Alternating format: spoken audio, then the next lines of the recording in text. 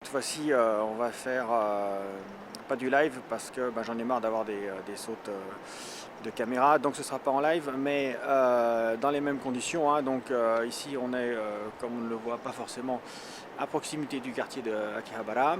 Et l'objectif ne sera pas de faire le YouTuber, il va essayer de comprendre un petit peu à la fois les contours du quartier, ses délimitations, et puis également de voir les traces de l'historique de ce qui était à la fin de la guerre.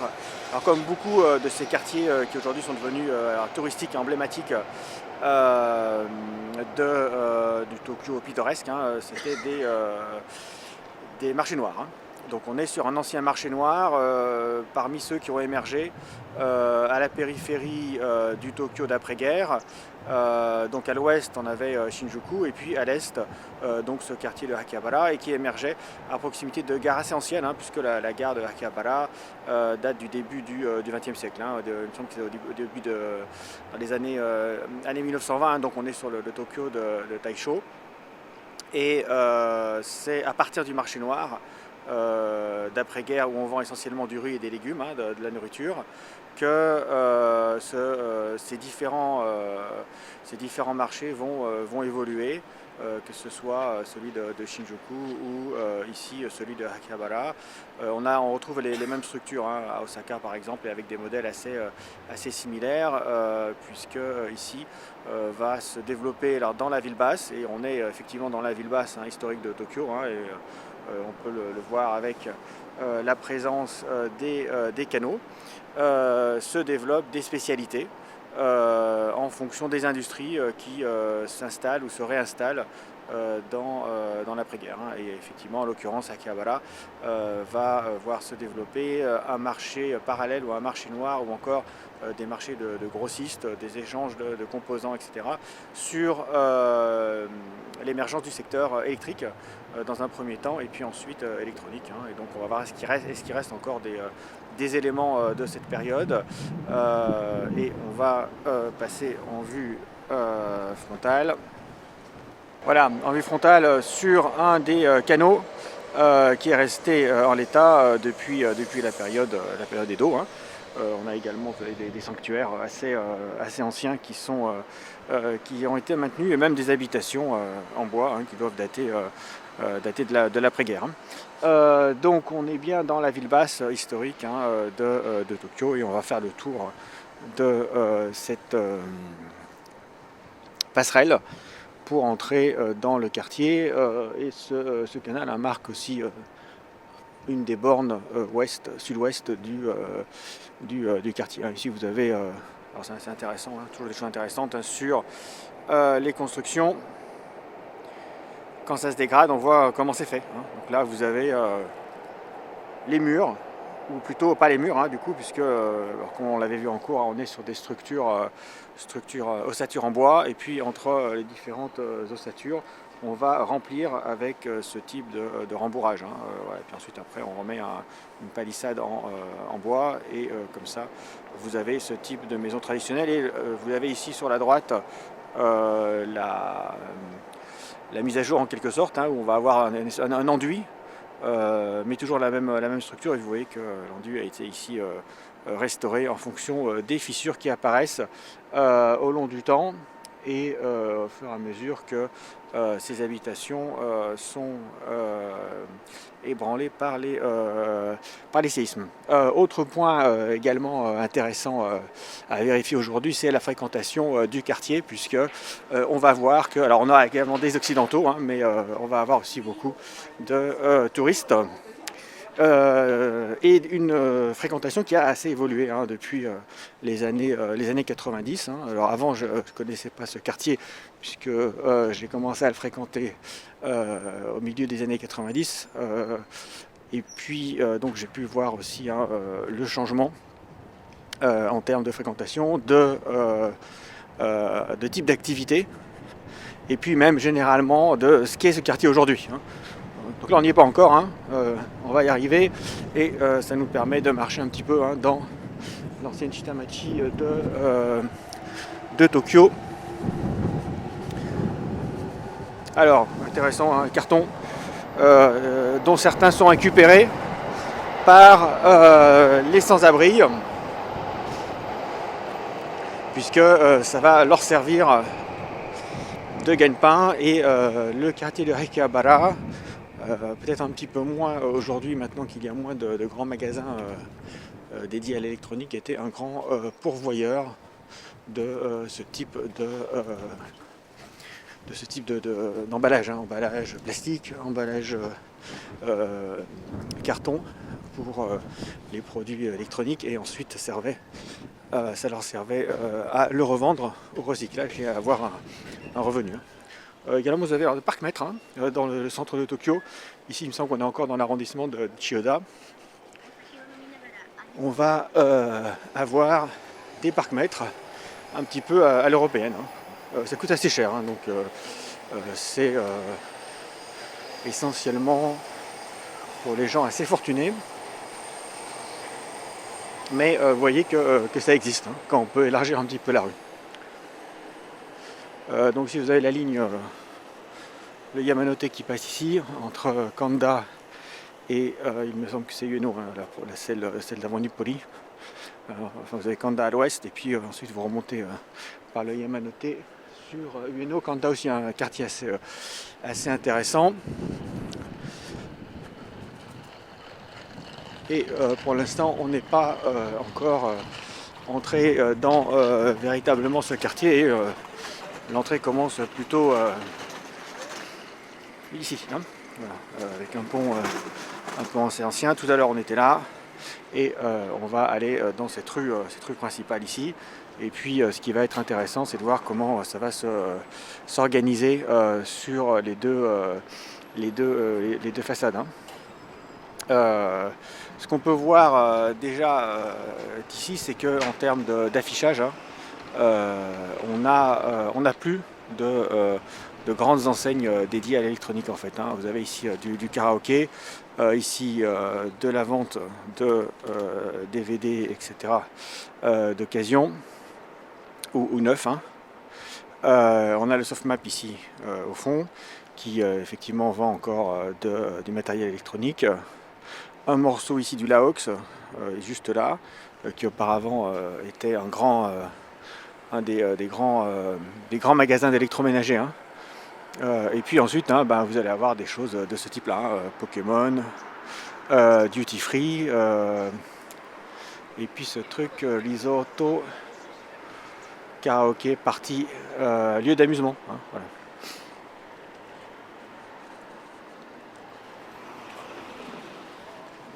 Un petit peu de montre encore quand même, ici. Par ici, voilà.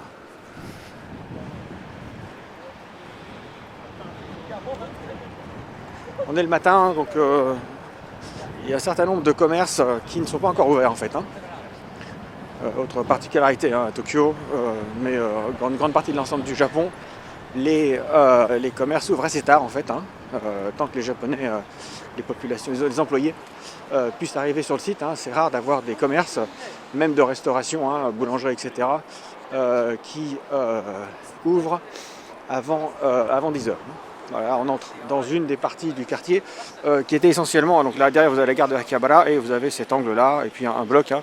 Il me semble qu'on l'avait vu, on court avec L2 ou L3 sur les alentours de la gare. Akihabara est assez fréquenté également parce que c'est quand même une gare où vous avez deux lignes qui vont se croiser. La ligne Shuo-Keio qui traverse Tokyo d'ouest en est et qui ensuite se dirige donc Keio vers le département de Chiba. Et puis vous avez des lignes nord-sud comme la ligne Negishi par exemple. Donc c'est un carrefour, un carrefour ferroviaire en soi déjà, ce qui explique aussi l'origine du développement du quartier et du fait qu'effectivement l'ancien marché noir, puis ensuite le quartier de l'électronique était aussi assez bien situé dans cette partie de Tokyo, assez bien desservi.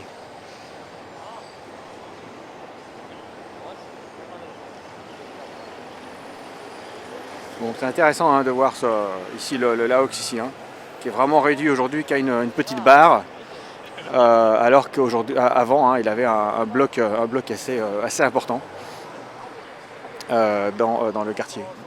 Je crois que c'est ça la chose la transformation la plus grande, hein, c'est la disparition de ces grandes enseignes, enfin leur réduction, et puis le remplacement par des enseignes qui vont vendre, commercialiser des produits culturels et qui bénéficient de l'attrait qui est relativement récent en fait, hein, de population qui s'intéresse au Japon essentiellement par cette sous-culture. Hein. Et ça peut se voir, hein, dans la fréquentation également. Ici, on avait dans les années 90 très peu de touristes jeunes et encore moins de touristes en groupe. Et là, on vient plutôt s'amuser dans le Japon qu'on a fantasmé. Ce qui n'est pas une mauvaise chose pour nous, hein, comme je vous l'ai dit en cours. Hein. Ça nous permet de manger.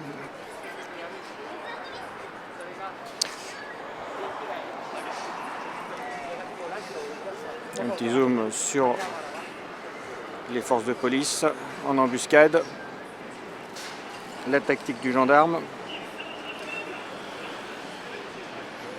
Et on continue, beaucoup de policiers aujourd'hui. Ce qui est bien, comme on est sur le temple des youtubeurs, c'est que finalement on est avec le micro assez dans l'ambiance générale. Ce qui reste de la Denki Town, hein, puisque alors, elle est toujours connue comme étant la ville de l'électronique ou de l'électrique, hein, mais alors certains magasins ne sont pas ouverts, mais ici on est sur le Akihabara d'origine, hein, où on peut acheter, alors il y avait toujours ces conneries, hein, effectivement certains magasins se sont reconvertis, mais on peut acheter des produits électroniques. Ça va être intéressant d'aller là-bas. Vous aviez radio, bon, non, on peut pas y aller, mais ce qui était le Akihabara historique, hein. Vous pouvez acheter des composants électroniques, des diodes, des choses assez intéressantes, où venaient se fournir, hein, aussi les entreprises, des PMI, PME de la ville basse, hein. Enfin de la ville basse, qui ont construisé, hein, ces produits électroniques, en fait, à l'emplacement de l'ancien marché noir, hein. Faire un petit tour par là aussi.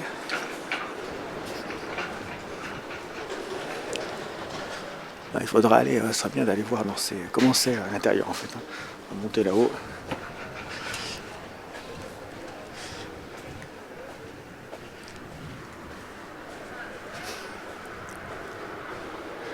Ici, Omron, hein, qui est un groupe de Kyoto, hein, un groupe électronique de Kyoto. Et on venait se fournir, hein, dans ce type de matériel.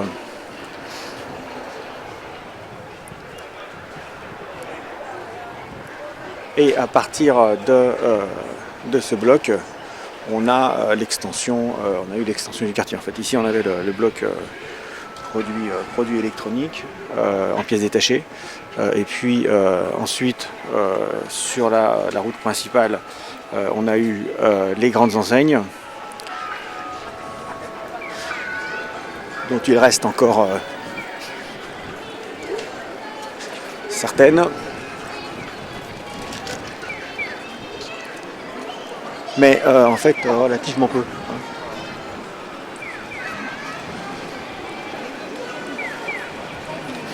On va continuer le long de la voie ferrée. On a encore quelques petits magasins électroniques. Mais vous avez le remplacement au Tax Free Shop. Alors les magasins détaxés existaient déjà, hein, puisque ce qui est intéressant, c'est que au moins jusqu'aux années 2000-2005, le quartier était un lieu de fourniture en matériel électroménager pour l'ensemble de l'Asie orientale, hein. Enfin même Asie tout court, puisque on venait de Chine, de Taïwan, de Corée même, jusque de Malaisie et d'Inde pour acheter des frigos, des télévisions, des magnétoscopes, des caméscopes, etc. Hein, tout ce que produisait le Japon à cette époque et que le reste de l'Asie ne produisait pas encore en termes de produits finis. Et donc il y avait cette tradition, hein, de duty free, et donc la plupart des étrangers qui venaient dans ce quartier à cette époque étaient plutôt des personnes originaires, des touristes, hein, ou voire même des expatriés, ou en voyage d'affaires en provenance du reste de l'Asie.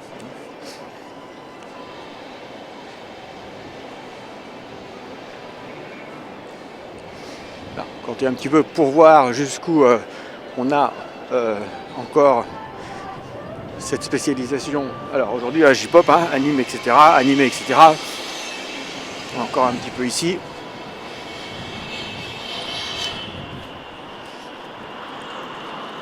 Vous remarquez également, comme on l'a vu en cours, hein, la différenciation spatiale assez forte entre les grandes avenues avec trottoirs, double sens, feu et passage piéton, et puis l'intérieur des quartiers. Et en général, ça ne va pas plus loin qu'ici.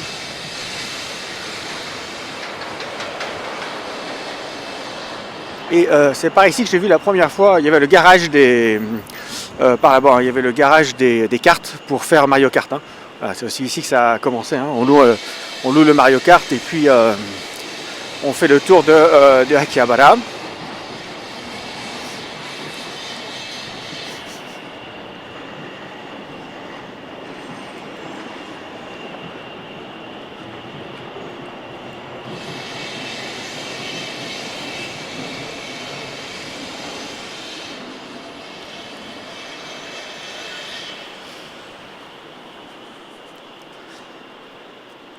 Alors, autre élément de rénovation du quartier, hein, ça s'arrête quand même plutôt ici au niveau de ce sanctuaire.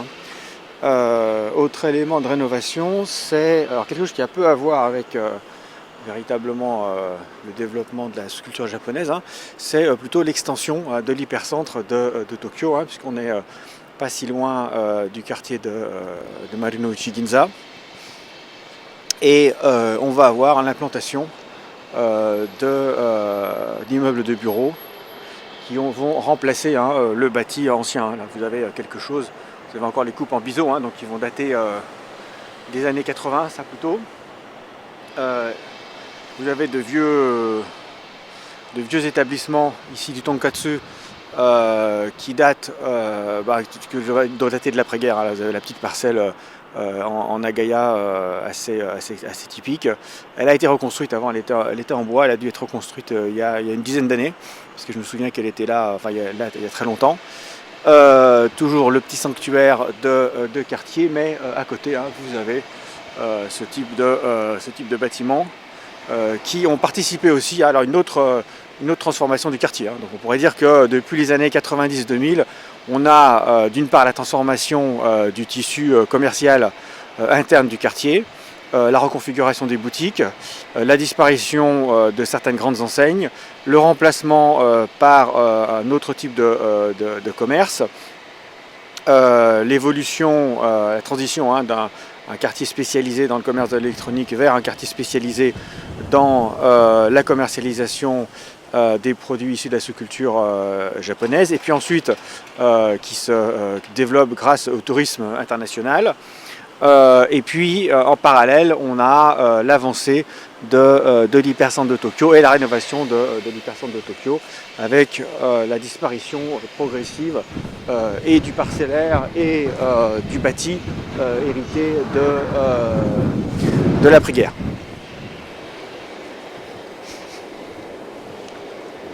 Alors, ce qui était intéressant à l'époque, si on peut dire, c'est qu'on avait sur l'avenue principale, hein, qu'on a traversée tout à l'heure, les grandes enseignes. Alors, il y a toujours le Laox.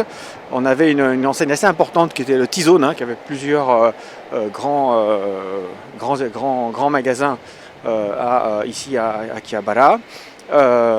Et puis derrière, on avait les plus petites enseignes, hein, donc grands groupes, et puis derrière des petits toutes petites enseignes qui vendaient alors du matériel d'occasion ou des éléments, hein, des composants électroniques essentiellement. Ces grandes enseignes, il faut se replacer dans le contexte au moins jusqu'aux années.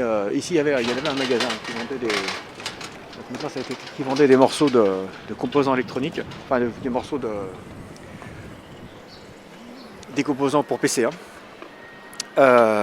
Et c'était même il y avait une sous-boutique de Softmap. Hein, mais quand on venait là, on arrivait vers un type de boutique plus confidentielle, on va dire, hein, où effectivement on pouvait acheter la carte graphique dans un bac, ce qui n'était pas le cas des grandes enseignes, hein, où on venait acheter les choses toutes faites. Et là, tout ça a été remplacé par du Pokémon, etc. Moi, le bâti est resté, hein, le bâtiment n'a pas bougé, mais tout a été reconverti à l'intérieur. Et donc on avait, donc dans les années 90, hein, effectivement, on pouvait penser qu'il était intéressant, c'était encore intéressant de venir dans le quartier de Akihabara pour faire ses achats. Hein. Donc on va acheter un frigo, une machine à laver, des choses qui ne se commandaient pas en ligne, hein, ni en ligne ni par correspondance. D'une part, donc il n'y avait pas cette possibilité, il fallait venir physiquement sur place, hein, dans ces différents quartiers spécialisés de Tokyo pour faire ces gros achats. Et puis, deuxième élément qui était intéressant, et qui quelque part qui était en continuité avec ce qu'avait été le quartier à l'après-guerre, c'est qu'il était connu, hein, qu'à Akihabara, on pouvait négocier et marchander. Hein, donc marchander le frigo, marchander la machine à laver. Et puis ensuite, une fois qu'on avait trouvé son bien, on se le faisait livrer. Hein. Le développement de la vente par correspondance grâce à l'internet, alors d'abord qui se faisait directement, hein, par les enseignes. Hein. C'est que les enseignes elles-mêmes ont commencé à vendre leurs produits par correspondance, hein, donc des cartes mémoire, de la RAM, etc., qu'on pouvait acheter par correspondance. Et puis ensuite, on va avoir les grands groupes qui ont pris le relais, hein, de ce type de distribution, hein, type Rakuten ou ensuite Amazon Japon. Ce qui fait qu'il était, et encore il est aujourd'hui c'est devenu assez peu intéressant il n'y a pas tellement le sens, hein, de venir ici acheter des choses toutes neuves. Hein, on les commande en ligne. Là, vous avez le groupe Tsukumo, enfin les boutiques Tsukumo, hein, qui étaient dans cette partie ouest du quartier et qui étaient liées à la secte Oromo Shinrikyo. Hein. En fait, une partie de la secte Oromo, hein, qui a perpétré des attentats au sarin en 1995, tirait une partie de ses revenus de la vente de produits ici à Akihabara. Alors on avait toujours aussi à cette époque, on avait déjà des kebabs, hein, enfin des simili kebabs. Ici on avait essentiellement, hein, dans cette partie du quartier des vendeurs de produits électroniques. Donc transition vers la sous-culture et puis sous-culturisation et également de l'offre commerciale avec l'apparition des made café, hein, au début des années 2000. Hein. Donc là, alors, on en a vu passer une tout à l'heure, ce qui est assez intéressant. Je pense qu'elle ne voudra pas être filmée, mais on va quand même la filmer. Alors ici, on va aller sur la différenciation. Ici, ce qui est intéressant, vous avez tous une partie des poubelles produites ici par le quartier. Ici, on a les anciennes grandes enseignes, toujours du tax-free.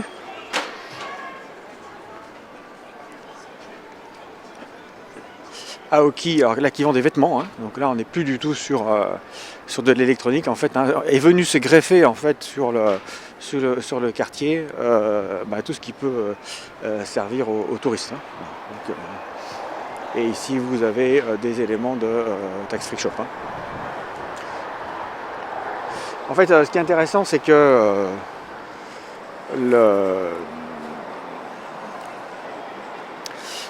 lorsque ces grands magasins généralistes d'électroménager ont disparu, remplacés par la vente en ligne, les seuls clients finalement, ou le seul type d'activité qui est resté vivace dans le quartier, c'était celles qui étaient destinées aux... comment on pourrait les appeler? Alors c'est pas les otaku parce que quand même ils sortent, hein. Otaku il sort pas de chez lui, mais tous les adeptes, hein, de la sous-culture japonaise, on va dire, hein. Alors qui est sous-culture, qui est de moins en moins sous-culture finalement, hein, puisque elle tend même à remplacer la culture légitime classique, on va dire, en tout cas en termes de volume. Donc tous ces gens qui venaient ici acheter effectivement des pramodèles, par exemple, là, des maquettes, voire des figurines, qui échangeaient des cartes de jeu, qui achetaient également des jeux pour consoles d'occasion. Tout cela, ils sont restés ici. Parfois, ils étaient également employés, hein, dans les boutiques du quartier, hein. Alors, je vous parlais de cette boutique de tout à l'heure qui a été transformée en vendeur de cartes. Les vendeurs étaient aussi assez... on va dire, bon on l'avait dit en cours, hein, mais assez spéciaux, on va dire, hein, assez spéciaux. Et donc eux sont restés, et en quelque sorte c'est eux qui finalement ont permis de revivifier le quartier, puisque au même moment cette sous-culture a commencé à se diffuser auprès des jeunes populations. Alors pas uniquement occidentale en fait, hein, de façon vraiment mondialisée, hein. Les aficionados du Japon, hein, on va les retrouver de la Norvège à l'Irak, en passant par l'Amérique latine. Donc c'est quelque chose qui ne concerne pas uniquement la jeunesse européenne, hein, donc c'est en soi quelque chose d'assez intéressant. Et donc n'est resté que cette culture-là, cette sous-culture-là, et qui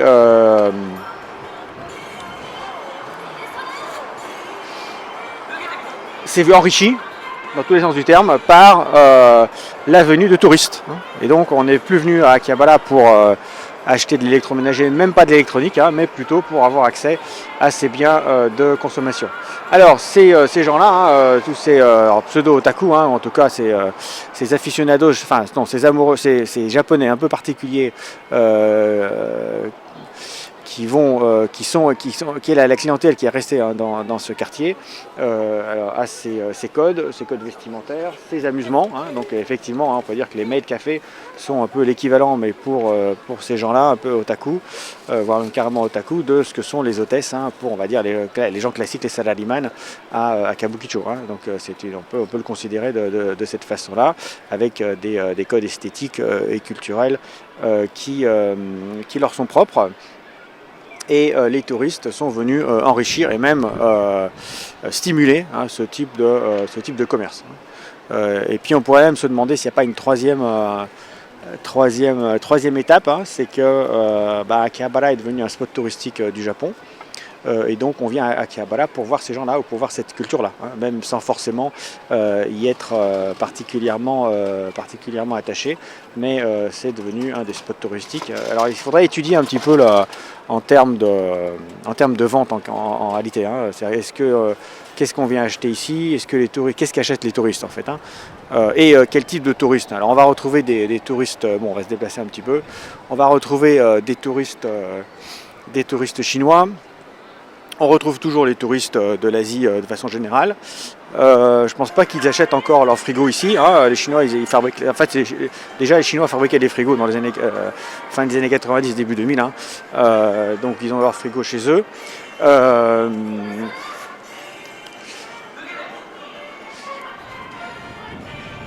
Donc il faudrait observer en fait, hein, ce que ces gens achètent.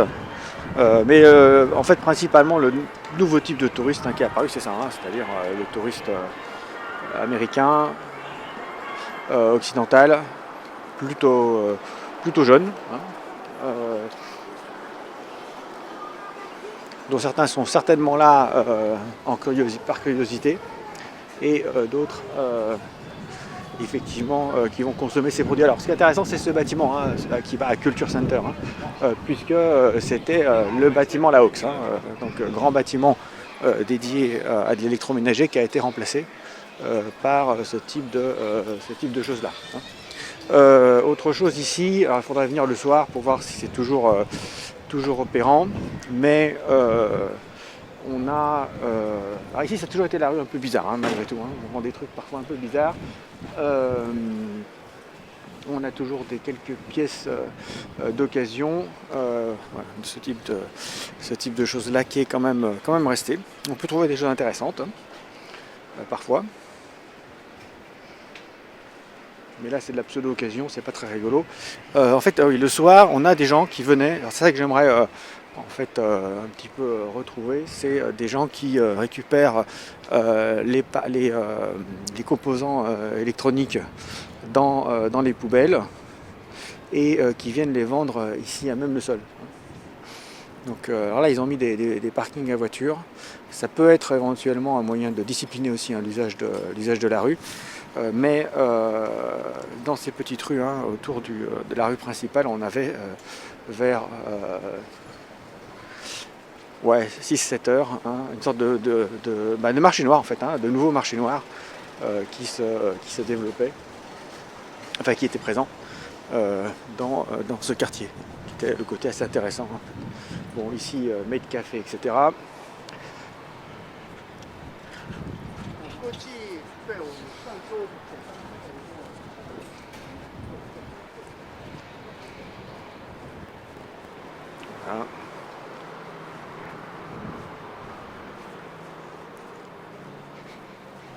Bon, il reste encore quand même des magasins un peu spécialisés, des magasins de niche.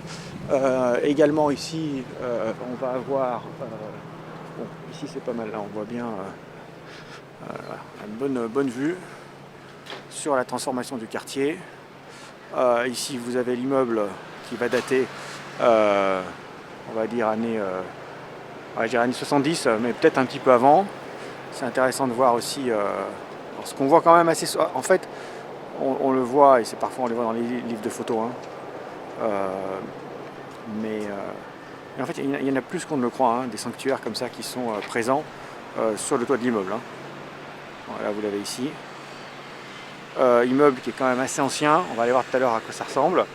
Celui-là, on va dire années 70, mais peut-être même avant. Sur les pourtours ici, vous avez plutôt années 80, hein, tout ça là, hein, avec quelque chose qui est encore lié au commerce de l'électronique. Et puis ensuite vous avez la tour de bureau, il me semble que c'est Sumitomo, hein, qui a construit ça au début des années 2000.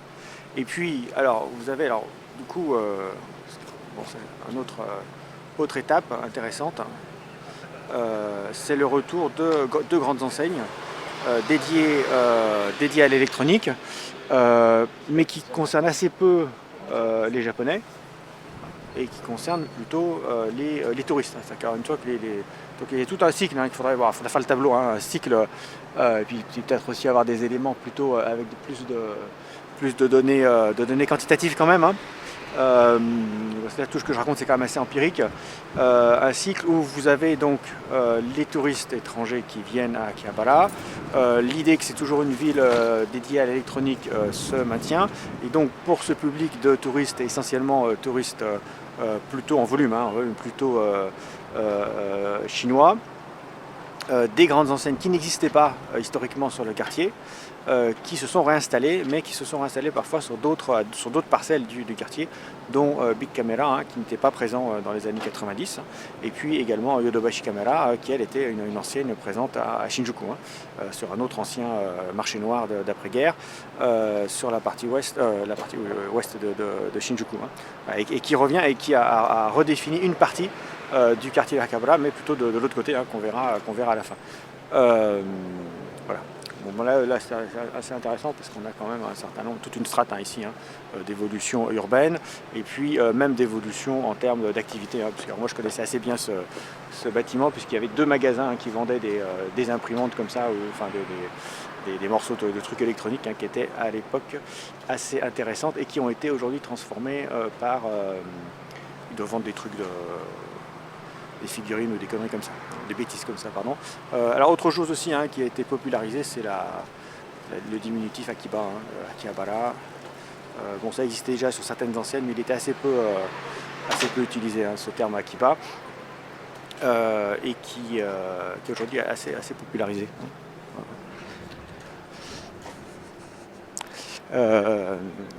toujours ce Akihabara ou Akiba Culture Center à mettre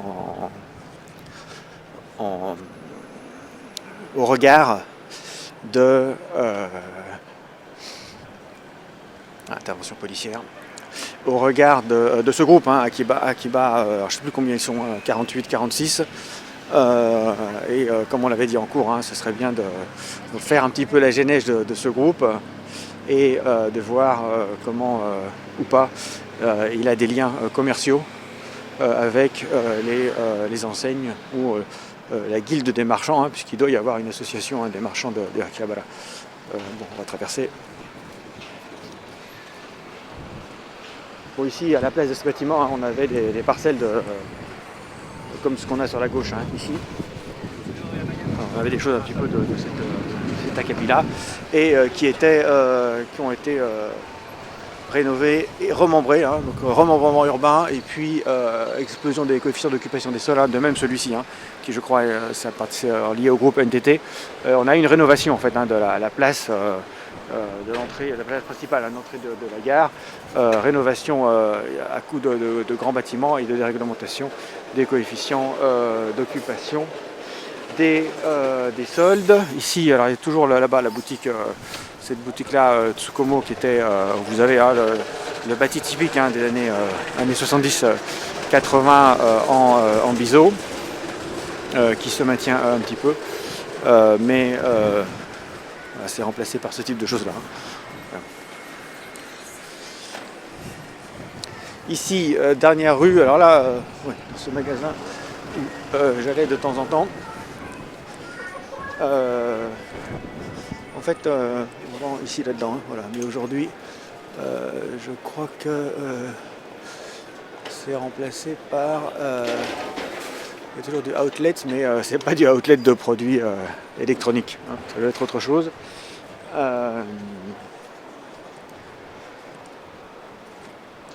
va aller dans le bâtiment qu'on a vu, ce bâtiment ancien, assez ancien qu'on voyait tout à l'heure.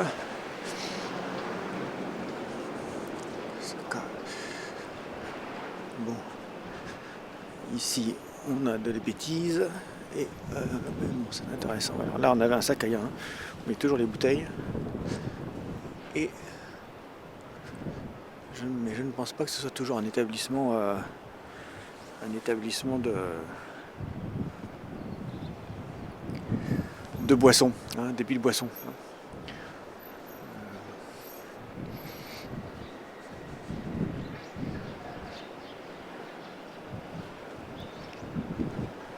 Toujours la petite caméra, ça, quand vous avez une caméra comme ça, c'est toujours assez intéressant. Vous avez la caméra ici, hein, qui surveille.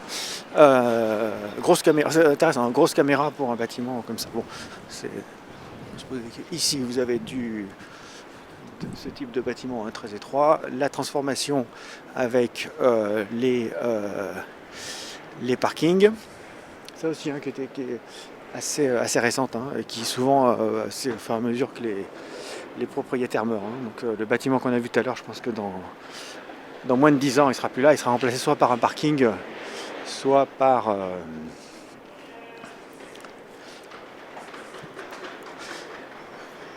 un bâtiment en fait non, ils ne sont pas tellement remplacés par d'autres bâtiments, ils disparaissent, hein, tout simplement. Et puis une fois que toute la parcelle a disparu, c'est là que plutôt on aura une opération avec un grand building, hein, dessus. Surtout dans le cadre de la réaugmentation des prix fonciers à Tokyo. Alors c'est toujours un endroit où on peut acheter des ordinateurs portables à prix assez intéressant, hein. Bon, là c'est intéressant, vous voyez, game. On va zoomer là-dessus. Voilà ce qui est devenu Akihabara. Donc, les jeux ont toujours existé, hein, simplement ils étaient marginaux, hein, et même marginaux spatialement, puisqu'ils ne concernaient que ces petites rues, hein, alentours, et assez peu la rue principale, hein. On avait plutôt des grandes enseignes établies, et ces magasins de vente d'occasion étaient essentiellement dans les rues périphériques, hein, du quartier.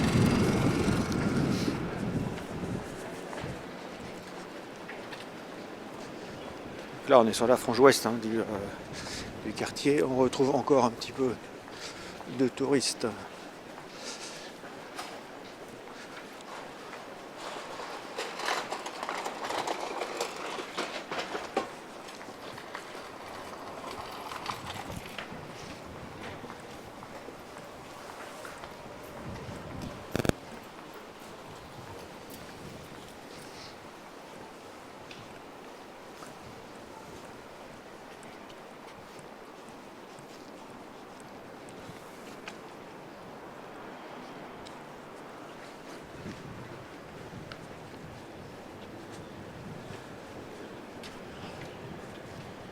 En fait, l'activité électronique s'est retrouvée sur les marges du quartier. Celui-là est pas mal. Celui-ci retrouve des choses assez rigolotes. Par exemple, vous avez des ordinateurs durcis de la police, Panasonic, qu'on peut trouver pour quelques centaines de yens. Ou cela encore également.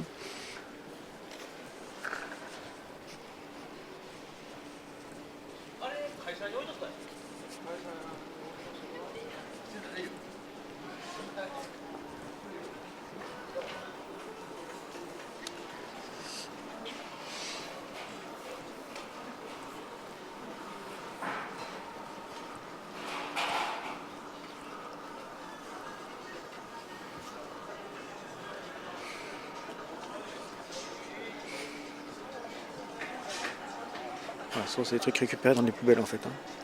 Ces choses-là, ou des entreprises qui déstockent d'un coup. Et donc, alors parmi les choses qu'on pouvait trouver également sur ces marchés, il y avait des étals, là il n'y en a plus maintenant, des étals informels, mais également des ou la vidéo, donc des vidéos érotiques dépixelisées,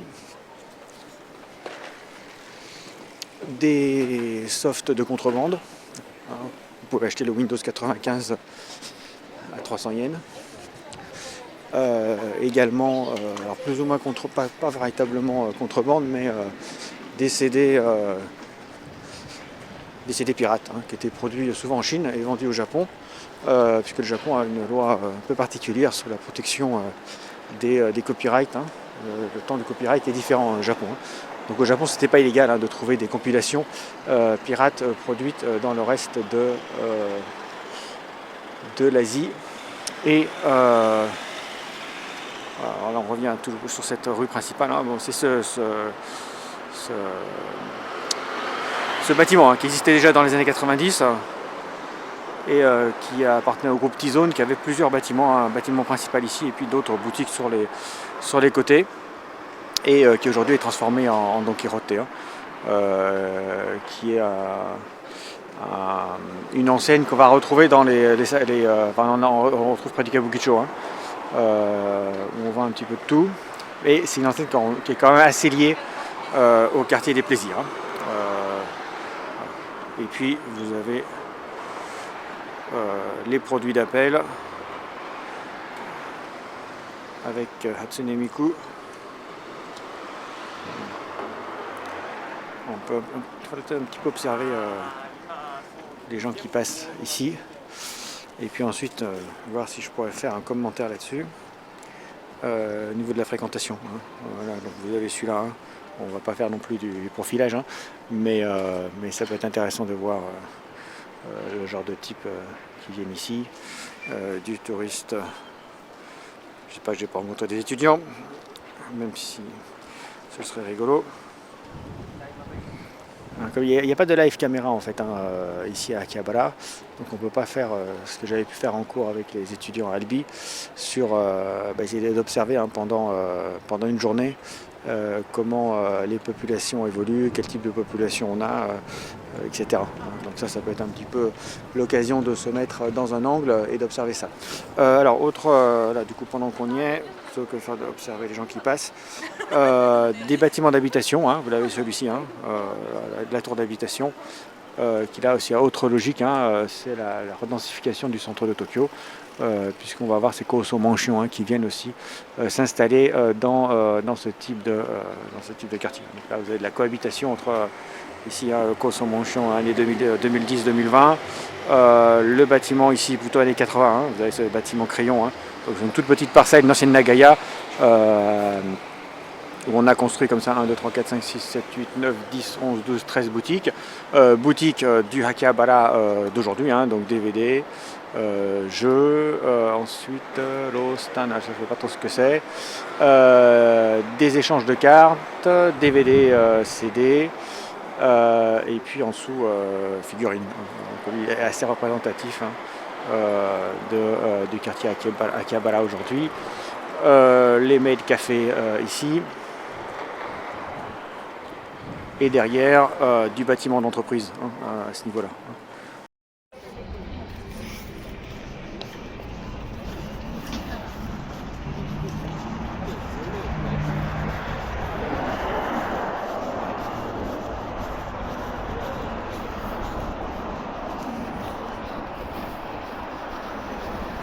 Bon, ça marche encore un petit peu et on va se diriger vers la place centrale de la gare. Lorsqu'on était tout à l'heure, on est venu de là-bas au fond, hein, on a fait un petit peu le tour et on va essayer de passer sur la gauche ici.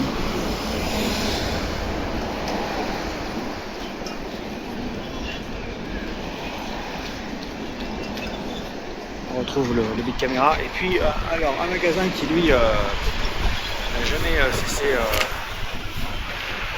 de SoftMap, hein, un des magasins historiques ici du SoftMap. Là aussi l'évolution, la position de ces magasins, c'est intéressant puisque au départ ils avaient juste une toute petite boutique près de la gare et puis leur boutique de vente de jeux, cassettes de jeux pour Famicom ou DVD ou essentiellement des logiciels, hein, et puis on a un petit peu de PC d'occasion était sur la périphérie et au fur et à mesure que ce magasin a grossi, s'est rapproché du centre de la gare et finalement fini par être un acteur assez important du quartier de quoi qui reste. C'est peut-être la seule enseigne, grande enseigne, qui est restée depuis le début, hein, des années 90. Début des années 90.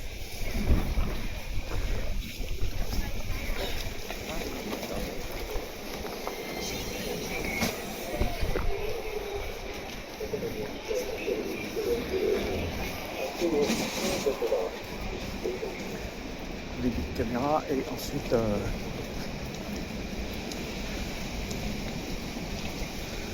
le derrière de la gare. Ici vous avez ce bâtiment ici qui était le bâtiment principal, hein, jusqu'aux années 2000 du quartier, et la rénovation urbaine qui a eu lieu dans la partie de l'autre côté de la gare en quelque sorte.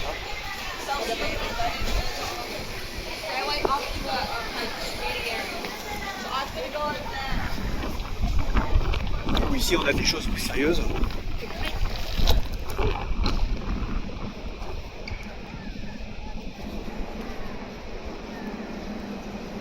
Bon, il y avait une friche, c'était plutôt une friche ici, hein. Une place, une grande place qui était sur l'entrée de la place principale, entre le quartier Akihabara apparemment et puis la ligne de chemin de fer, hein, plutôt marginale, et qui a été rénové.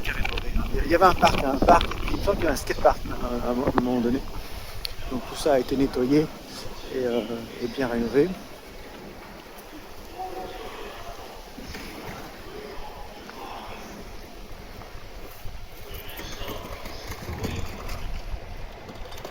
Et le Atre, alors je sais pas si à cette époque ici c'était aussi du Atre, mais la gare a été complètement reconfigurée en fait, hein. Les entrées ont été... donc ce qui reste de l'ancienne gare, hein, c'est souvent cette partie-là, et puis la partie qui est sur la droite derrière, mais l'entrée de gare ici a été reconfigurée. Ce qui est intéressant, c'est que quand même dans les années 90, début des années 2000, c'était un quartier qui était quand même assez vieillissant. La plupart des magasins était tenu par des personnes âgées. Il y avait relativement, en tout cas beaucoup moins de fréquentation. Une fréquentation qui était également plus populaire. Assez peu de touristes. Et puis même, d'une certaine façon, une désaffection des touristes, ou en tout cas des consommateurs venus du reste de l'Asie, hein, puisque il y a eu une sorte de trou d'air du quartier au début des années 2000, avant que et la fréquentation et ce quartier se réinventent. Hein. Alors après, ce qu'il faudrait voir, c'est dans quelle mesure les mairies d'arrondissement et le Tokyoto, le gouvernement métropolitain de Tokyo n'a jamais véritablement intégré le quartier, hein, dans des projets de grand redéveloppement, hein, comme il a pu le faire sur d'autres gares. Hein. Ça n'a jamais été une priorité, un quartier prioritaire. Mais malgré tout, il y a eu cette rénovation, la construction de passerelles piétonnières. Et aujourd'hui, c'est un quartier qui est beaucoup plus diversifié finalement, hein, qu'il ne l'était auparavant, puisqu'on a des familles, ces immeubles de bureaux, ce qui n'existait pas auparavant. Enfin, faire une cartographie en fait, hein, du quartier. Et on va donc terminer vers ce qui était donc, ce bâtiment, hein, de la gare à Tré, qui dépend du groupe GR, hein, il me semble. Enfin non, j'en suis presque sûr.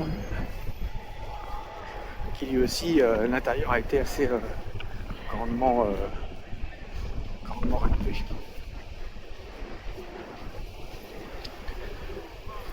On va peut-être plus commencer par la carte, hein, puisqu'on a commencé ici, hein, à ce niveau-là. Ensuite, on a fait le tour ici. On est revenu ici et on a fait les pourtours du quartier à peu près sur cette zone. Hein. Et puis on a les derniers développements du quartier ici sur l'est du quartier, avec l'installation du Yodobashi ici, qui est un acteur pas du tout présent sur ce quartier-là. Ici on avait un parc, hein, avec des jeux pour enfants et un skatepark, une petite nation souvenir. Et on avait cette partie de l'est, enfin de la droite ici, hein, sur Atré, qui était vraiment très décrépit et qui a été complètement rénové. Voilà, donc on a fait cette étape sur Akihabara. Ouais, je peux vous mettre ici, comme ça on verra les gens qui passent derrière moi. Donc bon, c'était un petit peu balabala, hein, il a fallu préparer un petit peu plus. En revanche, ça va nous servir ensuite, hein, lorsqu'on fera le cours, hein, soit en L2, soit en L3, d'avoir un petit peu d'image pour mieux l'illustrer. Et voilà.